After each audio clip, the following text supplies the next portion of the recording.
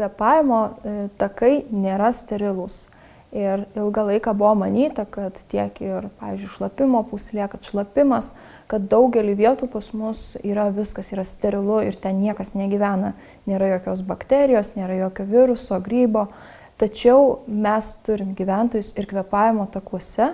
Kvėpavimo takai, jie yra apgyvendinti bakterijom labiau viršutinių kvėpavimo takų dalyje, o apatiniai kvėpavimo takai yra mažiau apgyvendinti ir, galima sakyti, atlieka daugiau kvėpavimo funkciją.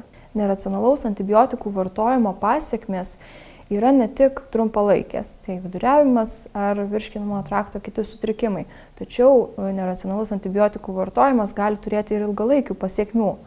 Tai kai vaikas gauna ankstyvame amžiuje neracionaliai paskirtą antibakterinį gydymą, gali sutrikti jo imuniteto formavimasis, gali sutrikti riebalinio audinio formavimasis, raumeninio audinio formavimasis ir visa kita.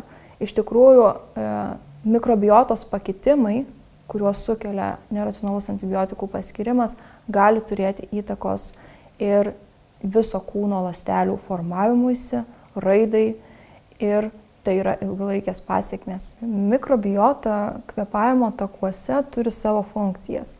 Tai visų pirma, ji atlieka barjerinę funkciją.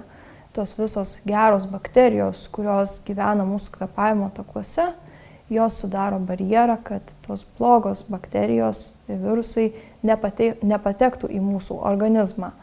Ir reikia turėti mintyje, kad ne tik sudaro barjerą, bet ir konkuruoja dėl vietos, dėl mitybos ir kitų dalykų. Taip pat produkuoja įvairius baltymus, kurie yra svarbus imunitetui.